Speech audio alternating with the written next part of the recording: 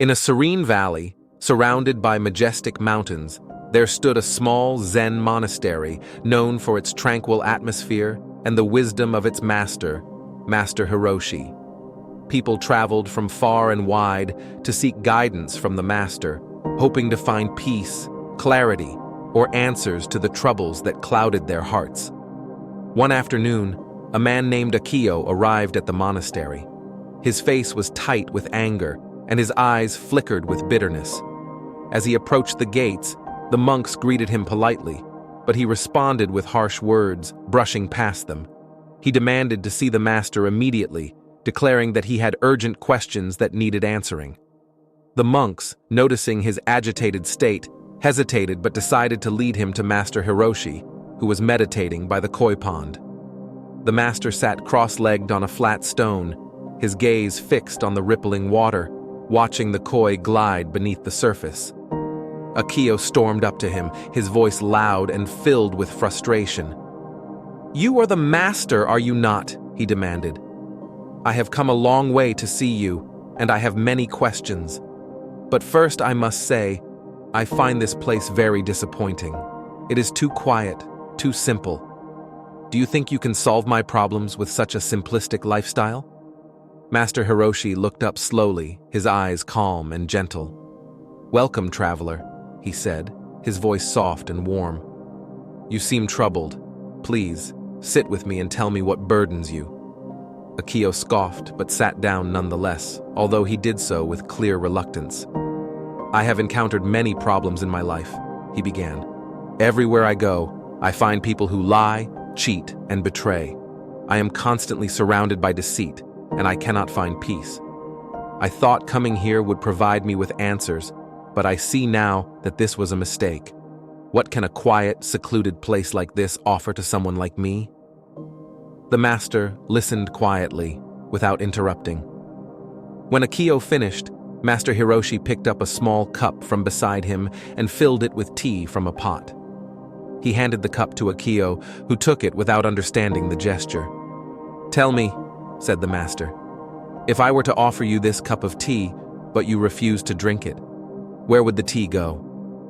Akio frowned, confused by the question. "It would remain in the cup, of course," he replied. "Indeed," said Master Hiroshi. "In the same way, if someone offers you anger, bitterness, or hatred, and you do not accept it, where does it remain?" Akio was silent for a moment, the question settling into his mind. He hadn't thought of his experiences in such a way before.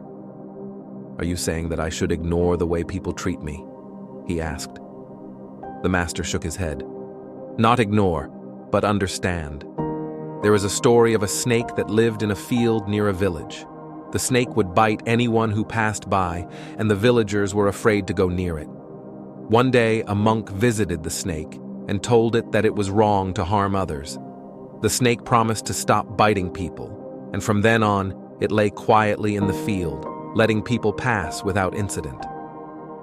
But after a few weeks, the villagers noticed that the snake no longer attacked, and they began to throw stones at it, poke it with sticks, and treat it cruelly.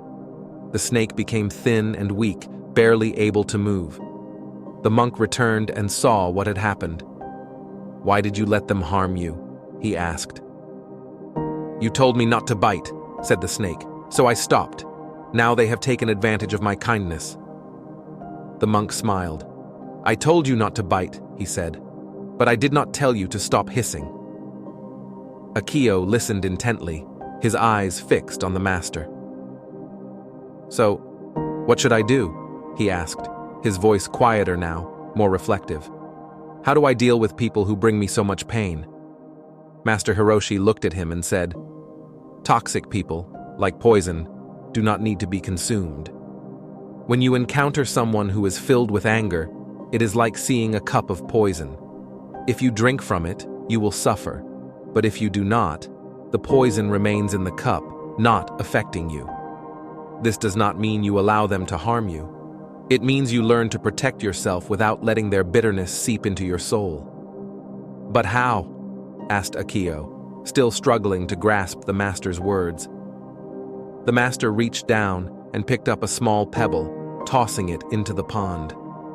They both watched as the pebble hit the water, creating ripples that spread out across the surface. "When you react with anger, you create ripples," said Hiroshi. "These ripples disturb your peace, and they spread, affecting others. But if you remain still, like the pond after the ripples fade, no matter how many stones are thrown, your inner peace will remain undisturbed." "Does that mean I should let people walk over me?" Akio asked, a hint of doubt still in his voice. "No," said the master. "You must learn to set boundaries, like the pond that has a shore.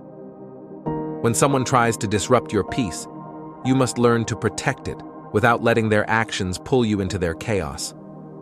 This is why the snake was taught to hiss. Hissing warns others without harming them. You can respond without reacting, and you can defend yourself without losing your calm." Akio sat in silence, letting the master's words wash over him. For the first time in a long while, he felt a sense of clarity. "I think I understand," he said finally. "I have been drinking from the cup of poison, letting others' anger become my own. But I don't need to do that anymore." Master Hiroshi smiled. "You have taken the first step, my friend. Remember, the world is filled with many kinds of people. Some will be kind, others will be cruel, but you are not obligated to accept the cruelty they offer. You have the power to choose how you respond, and that choice will determine your peace." As Akio left the monastery, he felt lighter, as if a burden he had been carrying for years had been lifted. He realized that the peace he sought did not come from changing the world around him, but from changing how he interacted with it. Toxic people would always exist, but he no longer had to drink from their cup. Moral of the story: when dealing with toxic people, it is essential to maintain your inner peace. Do not accept the poison they offer, and do not let their bitterness infect your heart. Learn to set boundaries and protect your calm, reacting thoughtfully rather than impulsively. Like the still pond that absorbs no ripples, let others' negativity pass over you without disturbing your peace.